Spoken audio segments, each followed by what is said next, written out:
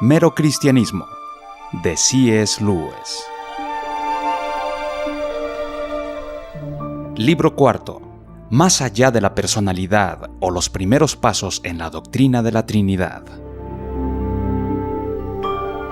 Capítulo 10. Gentes agradables u hombres nuevos.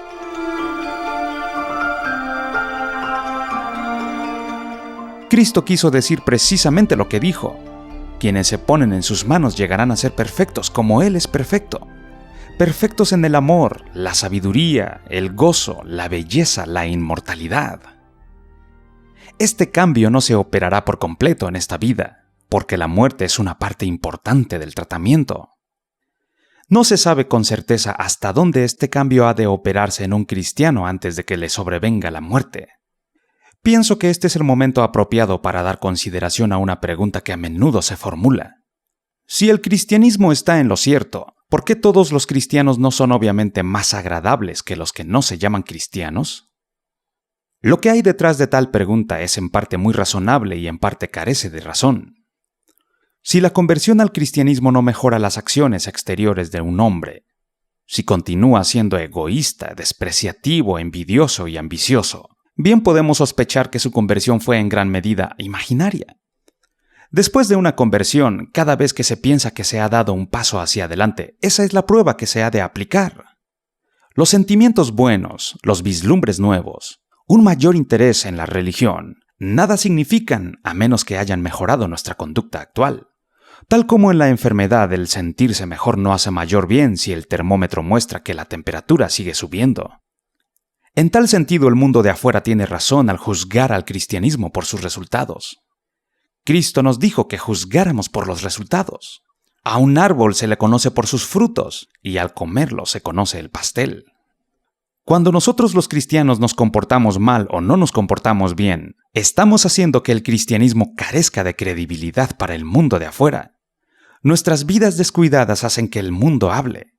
Y estamos dando base para que se hable en una forma tal que se arroje dudas sobre la verdad del cristianismo mismo. Pero hay otra forma de pedir resultados en la cual el mundo de afuera se muestra bien falto de lógica. Puede exigir no solo que la vida de quien ha llegado a ser cristiano mejore, sino que también para creer que el cristianismo tiene la verdad, se divida todo el mundo en dos campos, el cristiano y el no cristiano.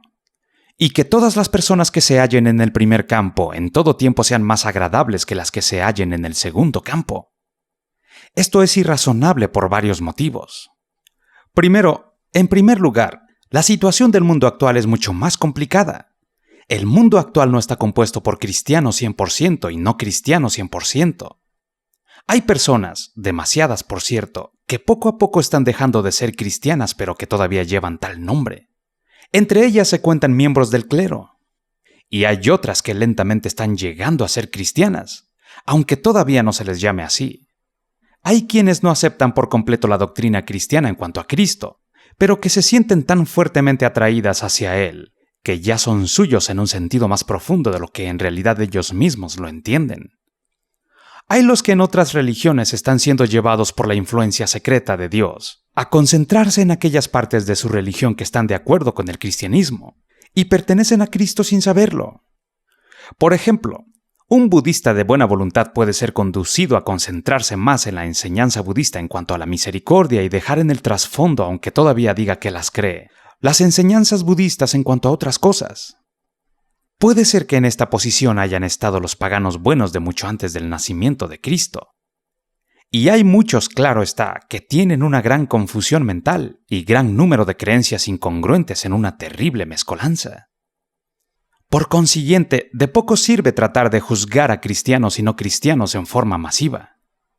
De algo sirve el comparar a gatos y perros y aún a mujeres y hombres en forma masiva, porque ya uno sabe definitivamente qué es qué y quién es quién. Tampoco un animal de repente o lentamente se convierte de gato en perro. Pero cuando estamos comparando a cristianos en general con no cristianos en general, usualmente no estamos pensando en personas que conocemos bien, sino en dos vagas ideas que hemos obtenido en novelas y periódicos. Si se va a comparar a un cristiano malo con un ateo bueno, hemos de pensar en dos especímenes que hayamos conocido realmente. A menos que vayamos al grano, no estamos haciendo más que desperdiciar el tiempo. Supongamos que vamos al grano y que no estábamos hablando de un cristiano imaginario ni de un ateo imaginario, sino de personas de verdad que viven en nuestro propio vecindario. Aún así, hemos de ser sumamente cuidadosos al formular la pregunta.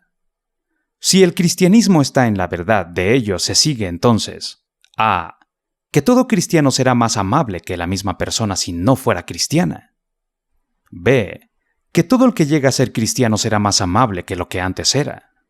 En la misma forma, si la propaganda de cierta crema de dientes dice la verdad, A.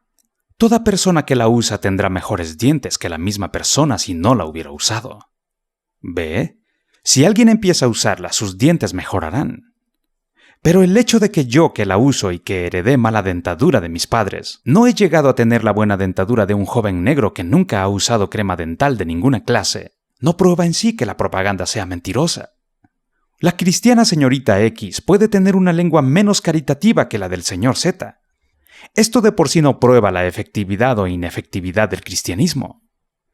El asunto está en saber si la lengua de la señorita X sería lo que es de no ser cristiana, y cómo sería la del señor Z si llegara a ser cristiano. Ambos personajes, como resultado de causas naturales y de la crianza que recibieron, poseen ciertos temperamentos. El cristianismo alega que puede poner bajo control esos temperamentos si ellos se lo permiten. Lo que se tiene derecho a preguntar es si tal control mejora dichos temperamentos. Todo el mundo sabe que lo que se controla en el caso del señor Z es mucho más agradable que lo que es controlado en el caso de la señorita X. Pero este no es el punto. Al juzgar el manejo de una fábrica, se ha de considerar no solo sus resultados, sino también la planta misma. Al juzgar por las máquinas y otras cosas en la planta de la fábrica A, puede que uno se quede maravillado de que produzca algo. Teniendo en cuenta el buen equipo de que dispone la fábrica B, es de admirarse los resultados tan pobres en su rendimiento. No hay duda de que el nuevo gerente de la fábrica A va a poner a funcionar máquinas nuevas tan pronto le sea posible, pero esto lleva tiempo. Mientras tanto, los pobres resultados que está obteniendo no constituyen prueba alguna en contra del gerente. Tercero, y ahora profundicemos un poco más. El gerente va a poner a funcionar maquinaria nueva. Antes de que Cristo termine con la señorita X, ciertamente que ella va a ser más agradable. Pero si lo dejamos allí, sería como decir que el único propósito de Cristo es hacer llegar a la señorita X al mismo nivel que desde hace tiempo el señor Z está. Lo que estaríamos diciendo en la práctica es que el señor Z es el sumum de todo, que el cristianismo es algo que la gente de conducta algo desagradable está necesitando, y algo de lo que la gente agradable pudiera prescindir. Que el ser agradable es todo lo que Dios demanda. Pero esto sería una equivocación fatal. La verdad es que ante los ojos de Dios, el señor Z necesita tanto la salvación como la señorita X. En un cierto sentido que dentro de poco explicaré, el ser agradable apenas tiene que ver con lo que estamos hablando. No se puede esperar que Dios contemple el agradable temperamento y la disposición amigable del señor Z exactamente como nosotros. Ellos son el resultado de causas naturales que Dios mismo crea. Si no son más que temperamentales, desaparecen si al señor Z se le altera la digestión.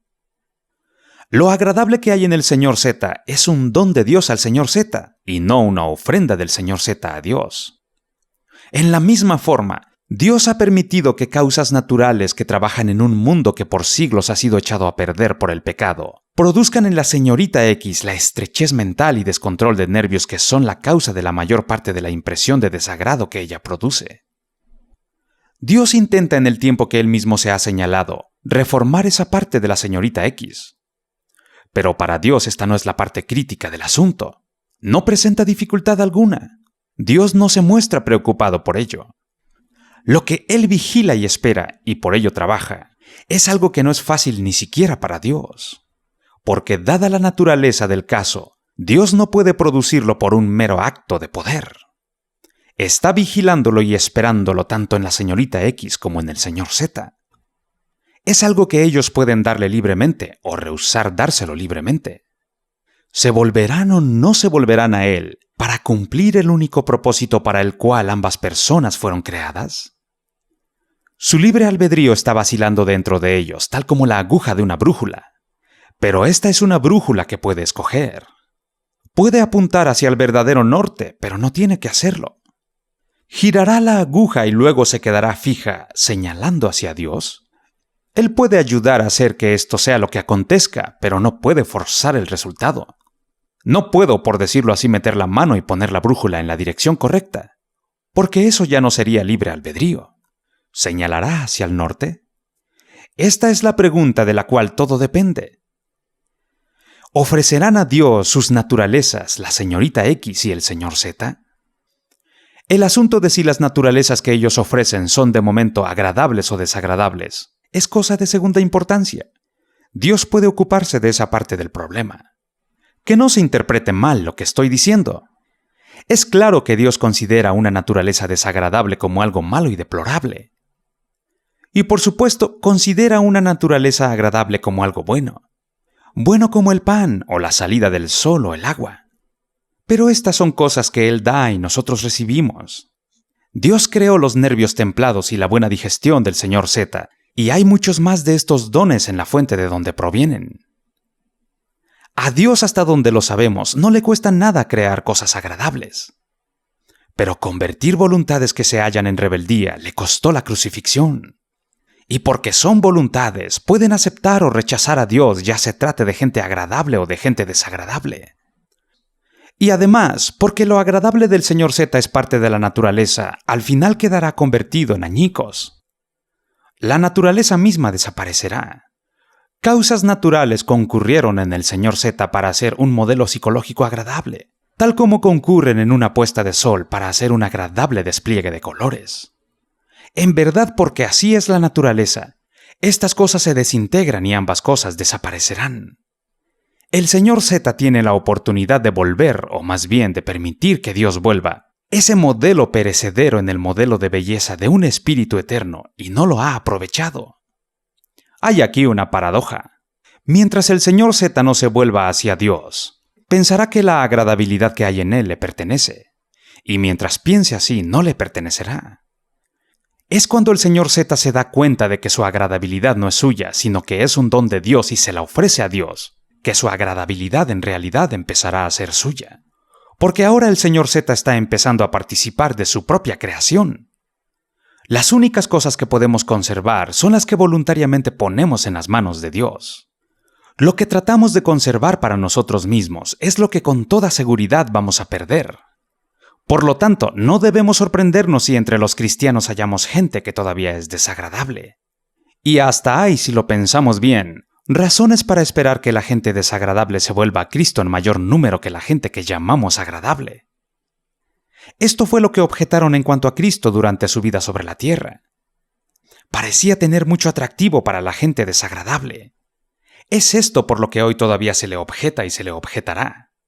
¿Sabes qué? Cristo dijo, bienaventurados los pobres. ¿Y cuán difícilmente entrarán en el reino de Dios los que tienen riquezas? Y no hay duda alguna de que en primer lugar quiso dar a entender a los económicamente ricos y a los económicamente pobres. ¿Pero no se aplican también sus palabras a otra clase de riquezas y de pobrezas? Uno de los peligros que existe en tener mucho dinero es el de que se puede estar muy satisfecho con la clase de felicidad que el dinero puede comprar, y así no darse cuenta de la necesidad que tenemos de Dios. Si todo parece ser tan sencillo como firmar un cheque, puede ser que nos olvidemos que a cada instante dependemos totalmente de Dios. Pero también los dones sencillos y naturales llevan consigo un peligro semejante. Si tenemos nervios bien templados, inteligencia, salud, popularidad y buena crianza, de igual manera podemos estar bien satisfechos con nuestro carácter tal como es. ¿Para qué molestar a Dios? Puede que nos preguntemos. Un cierto nivel de buena conducta se puede lograr con alguna facilidad.